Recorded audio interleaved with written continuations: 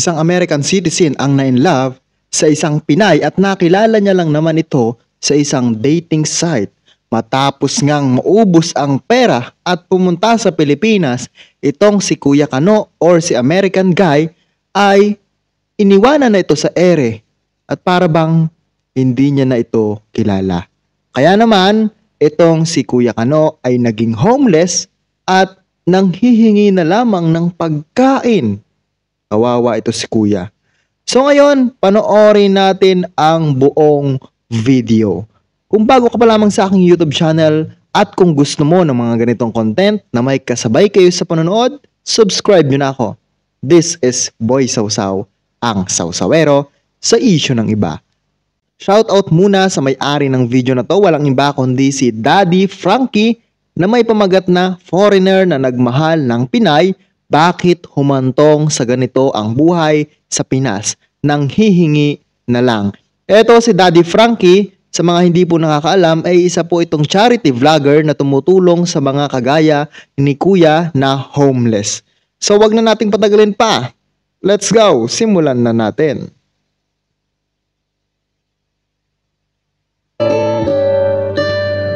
Kano? Kano? Oo, Kano. Para pala siya dun, so? Hello. Hi! Hungry? Hungry? Yes. Grabe no, hungry daw.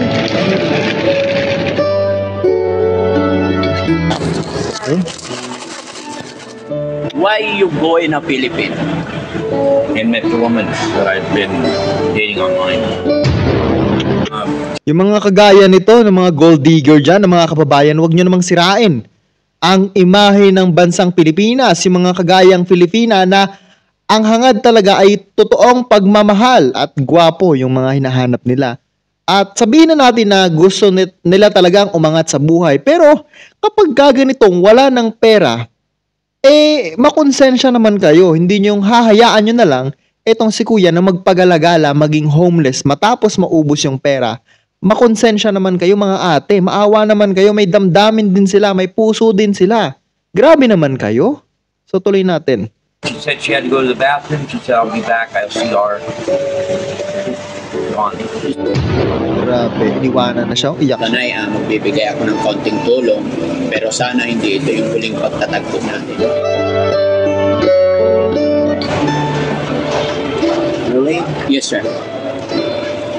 Oh, thank you. Thank you so much. Kawawa si Kuya, no?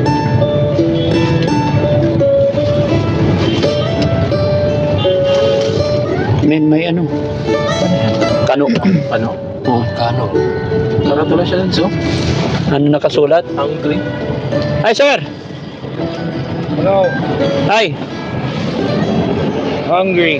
Hungry? Yes. Okay, men, hungry daw eh.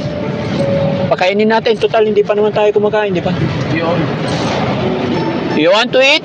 Yes. You know how to speak Tagalog? Konti lang. Konti lang.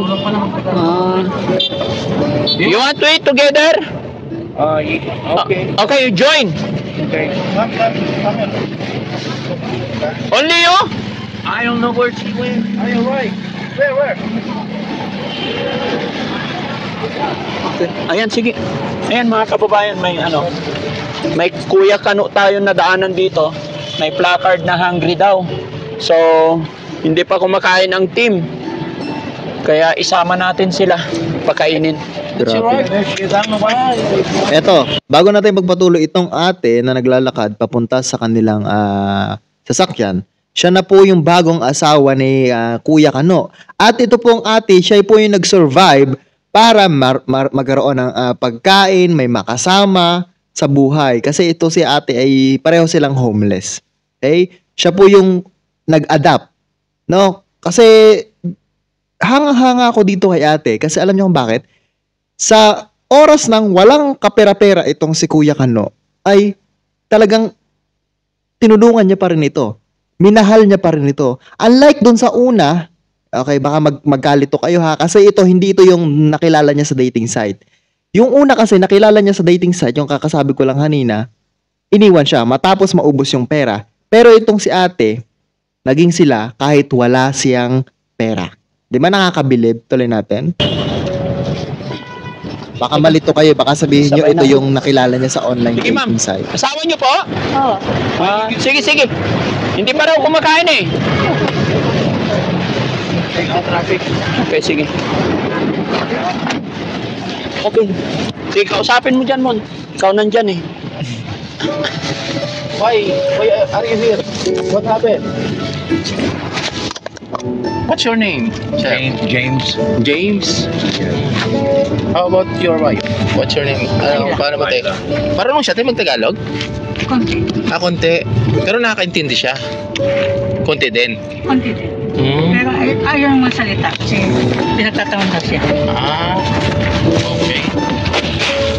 Kasi mga charity vlogger kami, si Daddy Frankie kasama natin. Opo.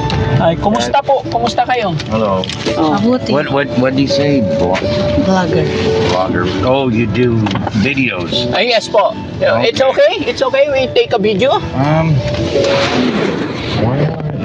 Okay. Ako si Daddy Frankie. I'm very sorry. I don't know how to speak English. A little bit. A little bit. Okay. How about you? You know how to speak Tagalog? A little bit. Same. Okay. Si ma'am, taga saan naman si ma'am? Taga-Pangasinan. Ay, taga Pangasinan ka? Saan sa Pangasinan? Sa Lingayen. Small world. Ako po, taga Malasiki ako. Sa babayan. Bakit? Anong nangyari? Bakit? Sir, I put here. It's okay. Yeah. Ano nangyari? Bakit nanlilimos si sir? Sorry sa word Nangihingi ng kahit basta pagkain lang. Nanghihingi ng pagkain. Okay. Sorry Wala ulam. Walang ulam. Ano gusto mo ulam, sir? I have no work. Excuse me, sir. We have no food. Can you... Ayan, okay. Oh yeah, I'm sorry for that. It's okay. Sabi niya ni sir, nagugutom siya kaya pakainin muna natin. Okay? Let's eat first. Thank you. And then take a coffee. And then after that, we talk Okay. everything. Okay. Okay. Ano pa alam natin? Sir James? Sir James. James. How old are you na? 51. 51. Fairness, you're handsome, ha? Very pogi. Okay. I need a trim. Papagupitan kita, sir. Walang pagkabit eh. Ako magbabayad. Hindi na. Sayang. Sayang. Okay. What's sayang? Yung the payment for the haircut. Oh yes, sayang. Yeah. Sayang. Loss. Expensive. Ano ba English sa sayang? Waste. Waste. Waste Money. Hindi. Yeah. Waste money. Pag waste, basura eh. Hindi. Sayang. Pasensya na kayo mga kababayan. Tulungan nyo ako kasi medyo mapapalaban ako dito. Hindi pa na marunong magtagalog masyado si Kuya Kuya James. It's okay, I call you Kuya because I'm only 44 years old. But this one, okay, tatay, our driver, Lolo. Lolo. There's no hair. No hair. No hair. Yeah. Mga kababayan, magtatanggal akong jacket, pinapawisan ako kay Kuya James. Mahirapan ako sa English nito. Ay, mga kababayan, mga kabarangay, wag nyo sanang mamasamain yung biroan namin dito, kulitan namin. Habang kami ay babiyahe, nadaanan namin si Sir James. Nabasa namin sa kanyang placard, hungry. Tinatanong ko naman kung sila'y naglilimos, hindi naman daw. So sorry sa word na aking sinabi. Sila lang daw po ay nagugutom. Nagaanap lang sila ng mapagbigay ng kaunting pagkain. So sakto mga kababayan, mga kabarangay, ito po ang misyon ng inyong lingkod ay makapagbigay, makapag-abot ng kaunting tulong sa ating mga kababayan na nangangailangan, lalong-lalo na this coming Christmas. Kailangan, alam nyo naman po ang ibig sabihin ng Christmas ay magbigayan tayo. So salamat sa Panginoon, salamat sa Diyos, at gabayan tayo naman ng ating Panginoon na tuloy-tuloy lang po tayo sa ating mga gawain mabuti, lalong-lalo sa ating kapwa. Tuloy-tuloy tayo mga kababayan. Macdo, sir, it's okay, Macdo? Yeah, that's okay. That's okay. I don't get to eat McDonald's very often. Ano daw? hindi siya nakakain sa McDonald's. Hindi pa siya, hindi na siya nakakain sa McDonald's. I like it, but I never get to eat there. Okay. So now, eat all you want. Oh. Eat all you can. Mm. Oh. Tawa si sir. Okay, yes sir. Yes, true. Sir, you have a children? In U.S., US. You live where in US? Arizona. Arizona. Yeah. Maraming pera doon, di ba? There's a lot of money in your No, not really. Arizona is one of the lower lower pay. states because very near Mexico. Very near in Mexico. Yes. It's my dream to go to You know, U.S. ain't what it used to be. Ano daw? Dito dati. Dito lang dati. Yung US. Ha? Hindi na tulad ng dati. U.S. Not same like before. No, Marami nang homeless. 10 years ago, 15 years ago, money's okay. I mean, you could. Now it's getting harder to find work, lesser pay. Just it's not what it used to be. The homeless rate is incredible across the U.S. The unemployment rate is incredible across the U.S. People are out of work, living on the street, living in tents. I have a friend in US, Tita Hanes. Ana Carmody. Di ba? Tita Hanes, shout out sa'yo. Ma'am Ana Carmody. At saka si Ma'am Lani and Wonder Woman. Yan. Mga friend namin na mga OFW, nandyan sila sa US. Marami. Paparking tayo dito mga kababayan. Pero mga kababayan, usually naman pag nandito tayo sa kainan, baka hindi kami makakapag-immute namin to. Pakakainin lang namin sila. Tapos tuloy natin yung usapan pagkatapos namin kumain, no? Pero sana wala silang music or walang sounds para tuloy-tuloy na yung kwentuhan, usapan namin nang malaman namin at makapag-usap kung ano pwedeng itulong ng Team Daddy Frankie mga kababayan. Pero so far, kailangan mapakain muna natin si Sir, especially kasi yung unang lapit niya sa atin kanina is hungry daw siya. Hungry. Parehas lang. Bahala na. May anak kayo? Wala. Wala. So far, so good. No money. Walang pera. If you have no money, don't make baby. Because if you have no money, then your child will have no money. You have to be responsible sometimes. So thank God we haven't had a baby, because what would we do? But in a Filipino who have no money, more baby. Because they have nothing else to do. Instead of drinking, they make baby. Or they get drunk, and then they make the baby. How about you, sir? If you are drunk, no make baby? I don't drink. You don't drink? No. Smoke? I do smoke. That's a bad habit I've had since I was 14 years old.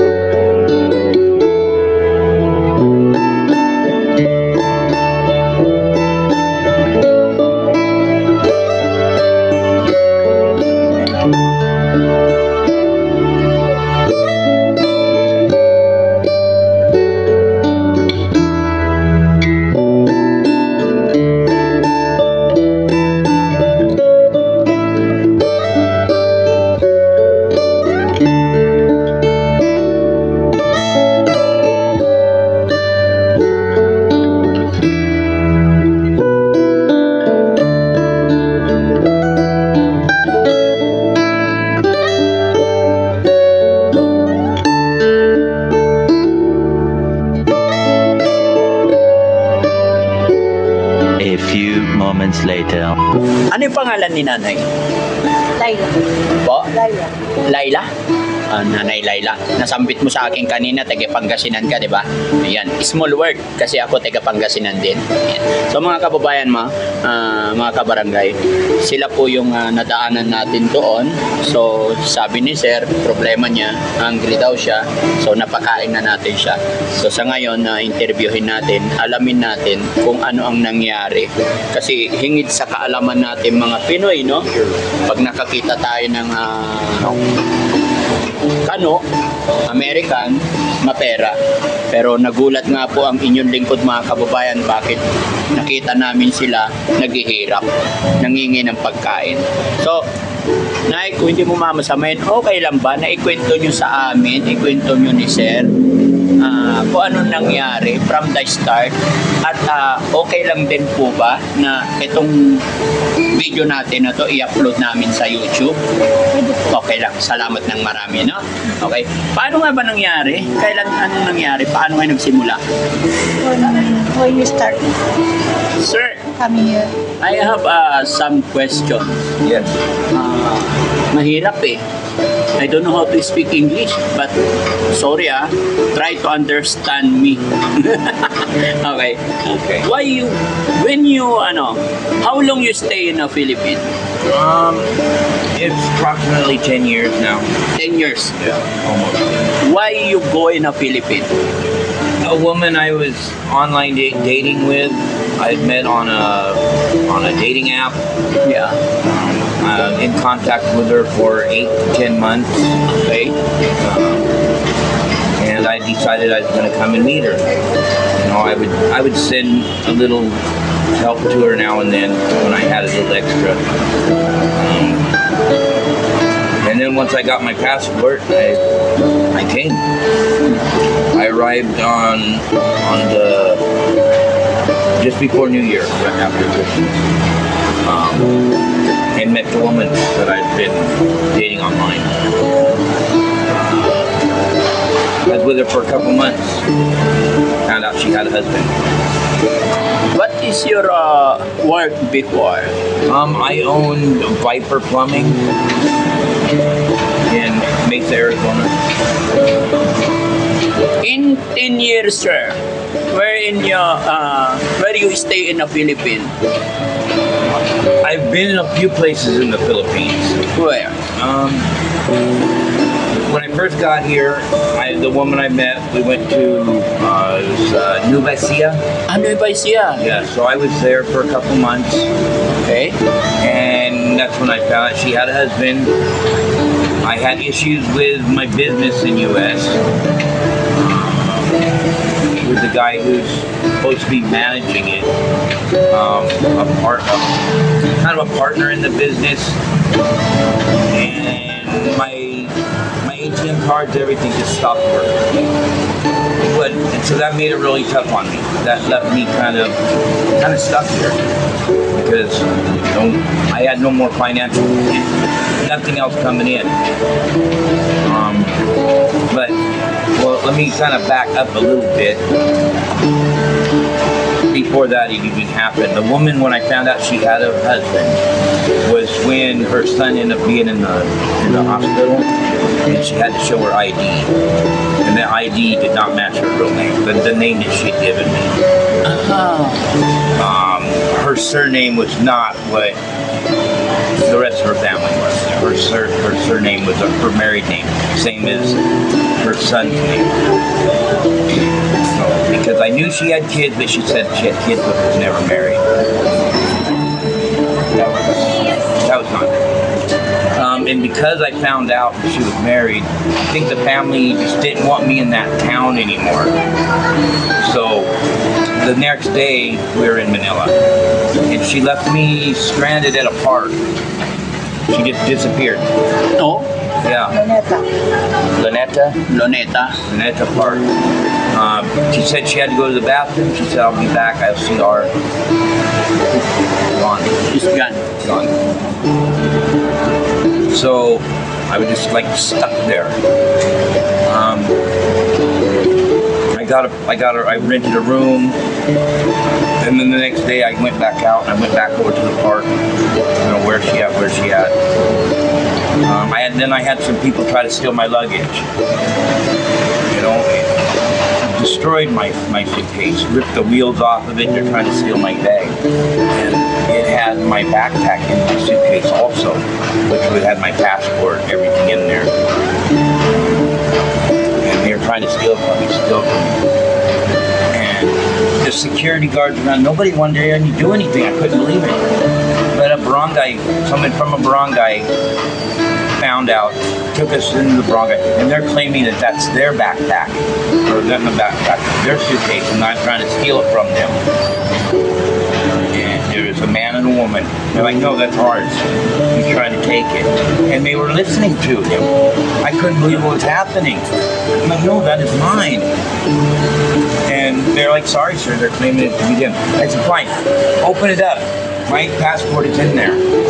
That's when it, you know, my wallet's in my back pocket, not my passport. I kept it in my backpack, which was in there. And when they opened it up, and there, sure enough, there's my passport.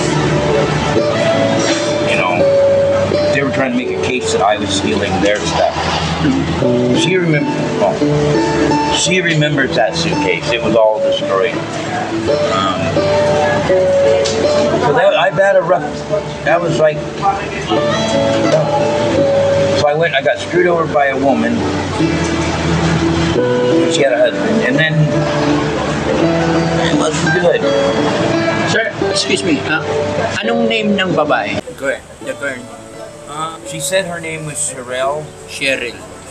But she lived in Vivacia. Well, that's where her family is. Her family. Yeah. You've been there house in house of her family? I was there for a couple months. A couple months, yes.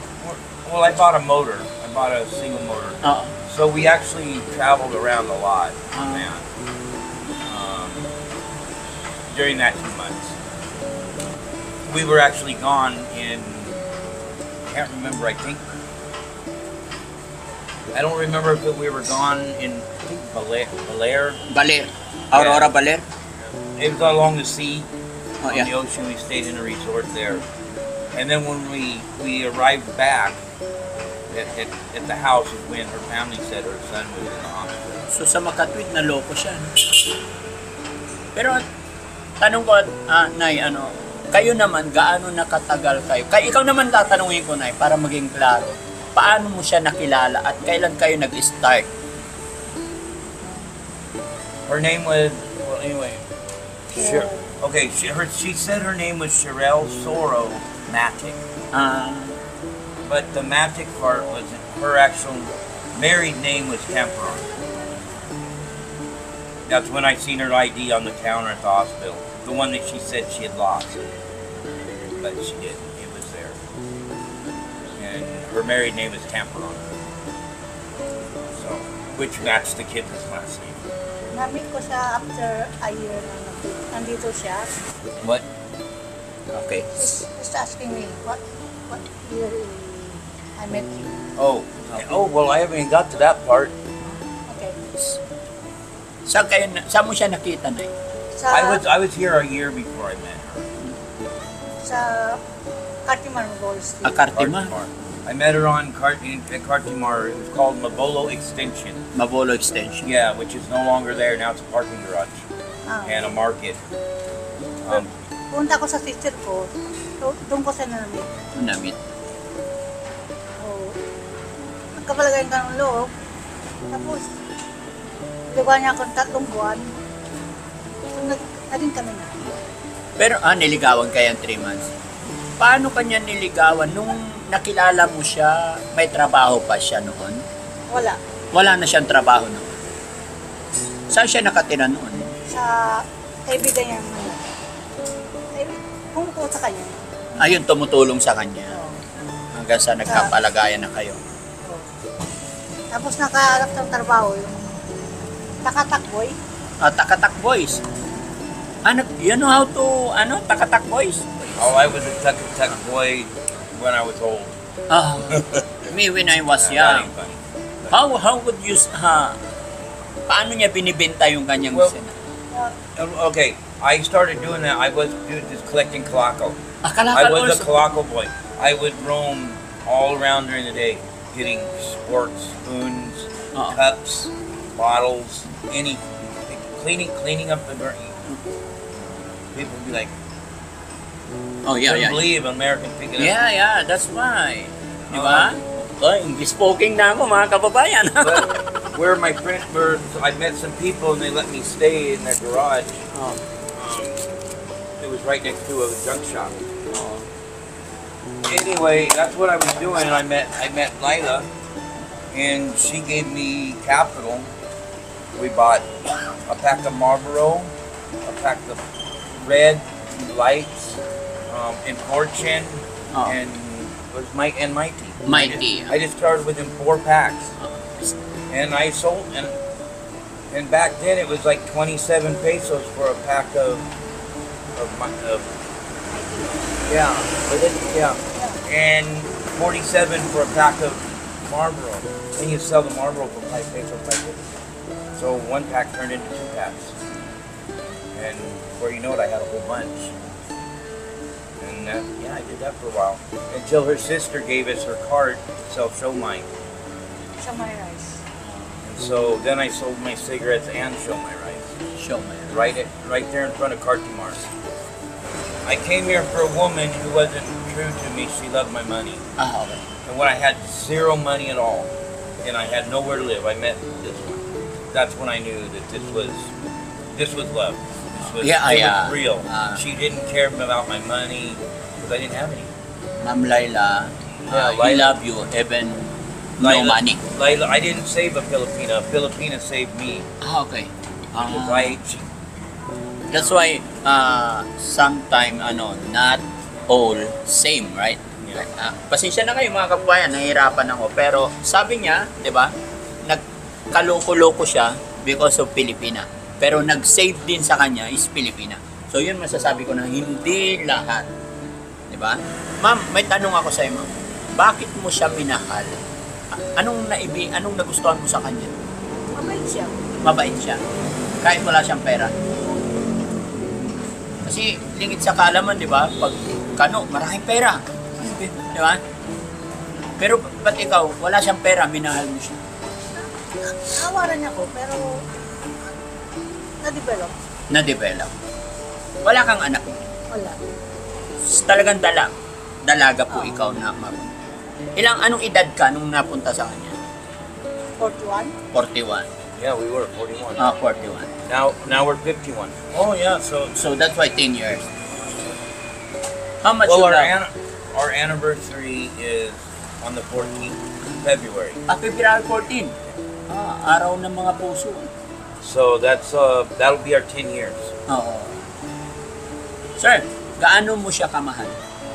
Translate. How much do you love me? Enough to try to help as much as I can. Enough to swallow my pride and hold a sign that says I'm hungry. Enough to I will beg to help so that she'll to help any way I can. I love her enough. I won't leave her.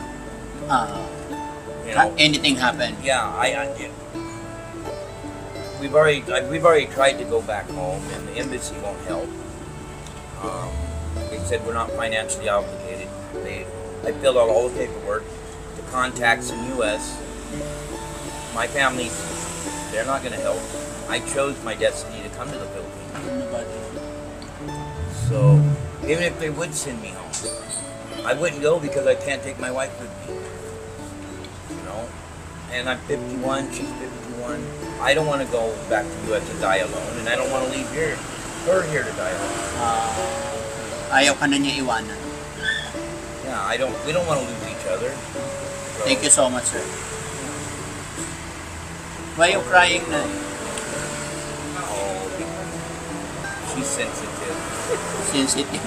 No, it scares her if something was to happen. Touching kasi siya eh. Alam niya na sincere ka kasi. You're sincere kasi, that's why she's crying. She knows. She knows. Ikaw naman, Nay, gaano mo siya kamahal? Mahal na mahal. Sabagay, kita ko na hindi ka iiyak kung hindi mo siya mahal na mahal. Mahal na kita. Mahal na mahal kita. marunong na magtagalog mo sir. So, sir, to make a short story, no? Kasi we are a charity vlogger and we gonna help you even a little. Nay, tanong ko lang, saan kayo natutulog ngayon? Ay, natutulog kayo sa kalye. Palipat-lipat, gano'n. Paglalata kami yung karton. Tutulog. Liga, pag ano, madaling na, wala nang bukas na shop. Lilipat na kayo. Pakahirap naman. Yan talaga buhay. Mga kababayan, si sir, kung kausap mo siya, hindi mo makikitang unlike sa Pilipino na parang ulubi, homeless, no. Pero pag titignan mo talaga, mga kababayan, tignan niyo po yung damit ni sir. Tahi-tahi. Tinahi ko yan. Ay, tinahi mo. Butas-butas. Sorry sir, I'm sorry. Yan mga kababayan. No? Tapos yung damit ni sir na banggit niya sa akin, only 3? Yeah, I've got 3 shirts. 3 shirt. Shorts? 2. 2. Brief, you have a brief. 1. Si nanay tumatawa, umiiyak. It's okay, it's okay. Okay. He made me laugh. Pasensya na kayo. Brief. What are briefs? What color, sir? What color? White. White, okay. Well, they're gray now. Oh, gray na ngayon. White before. Sometimes they're brown. Oh, sometimes brown. We gotta talk them. Okay, yan mga kababayan, gaya po ng aking sinabi. Kung titignan mo siya, hindi mo pa pagkakamalang We've already got started homeless from that one. or pulubi. Sorry sa word na ganun mga kababayan. Kasi masayahin siyang tao. Pero na-curious ako, nagulat ako kasi nung lumapit sa sasakyan, dala-dala nga yung signboard niya na hungry. Kaya yung dinala natin sila dito. No? Tapos tatanungin natin kung anong pwedeng maitulong ng Daddy Frankie. No? So, Nay, tanong pa, ano ang pwedeng itulong namin ngayon sa inyo para maging masaya kayo? Lalong-lalo na kasi mga kababayan, Christmas, natutulog sila sa kalye daw. Anong pwede namin gawin para maging masaya kayo?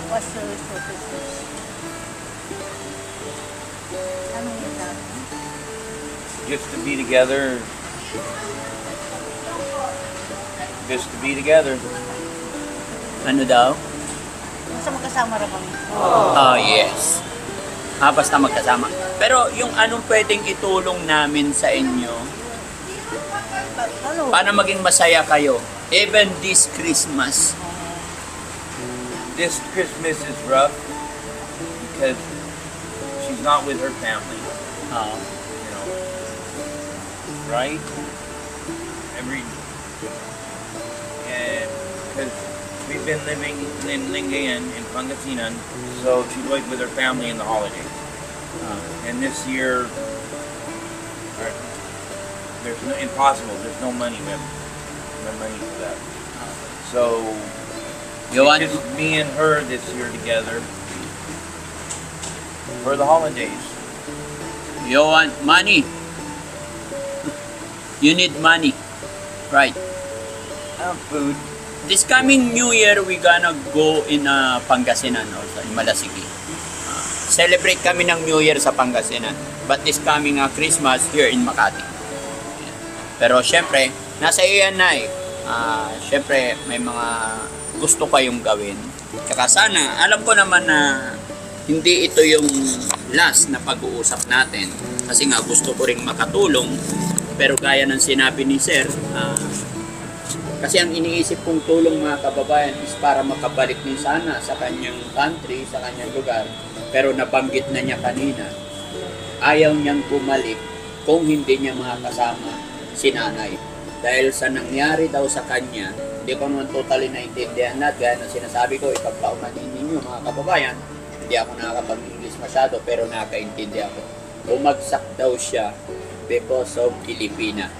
pero na-save naman siya ng Pilipinas. Kaya ngayon, ayaw niyang bumalik na hindi kasama.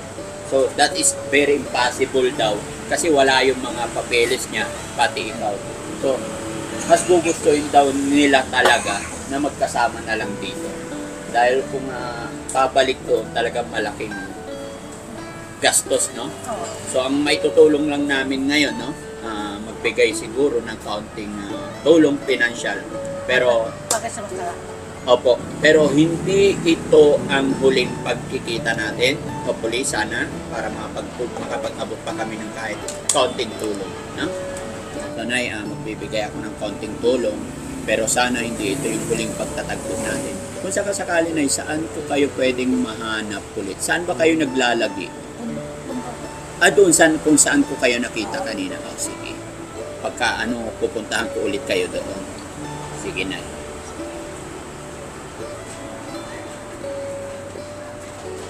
Ngayon, sana dahil Christmas, para may pang salo-salo kayo, 5,000. Thank you. Oh? Really? Yes, sir. Oh, thank you. Yes, sir. Thank you so much. God bless you. God bless you. Opo. Bye. Salamat. Sa dati.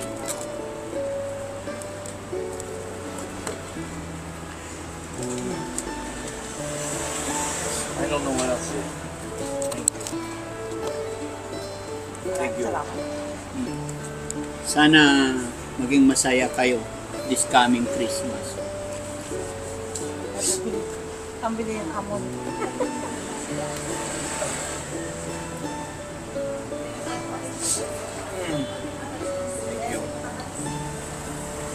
Pulo kayong Diyos. Hulog ng langit ako. Hulog. Masalamat tayo sa Panginoon. No? Lahat ng yan ay bigay ng ating mahal na Panginoon. Kasangkapan lang kami ng Panginoon. Basta ano't ano man ang mangyari, laban lang tayo. Po? Lalong-lalo na, mga kababayan. Taga Pangasinan pa si Nanoy. Small word talaga. Hindi ko akalain. Pero saludo ako sa pagmamahalan ninyo. I really salute you, sir, because you really love my kababayan. I do. Iyak na naman si Nanay, mga kababayan. Nai-kiss mo nga si sir.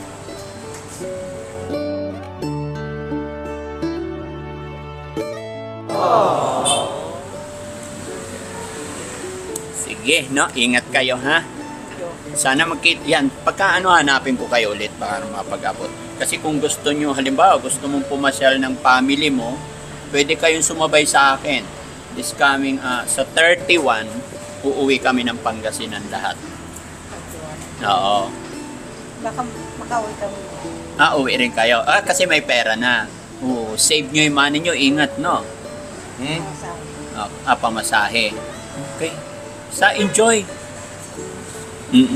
No, God bless po. Thank you so much, sir. Sir James and Nanay Laila. Ingat po. Thank you, Daddy Frank. I think God did put us both in the same place.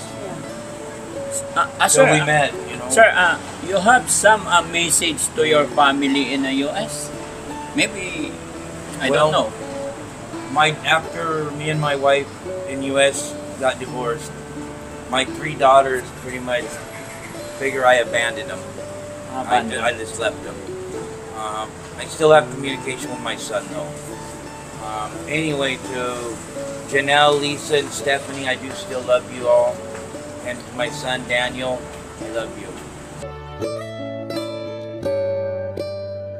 Merry Christmas, Happy New Year to you.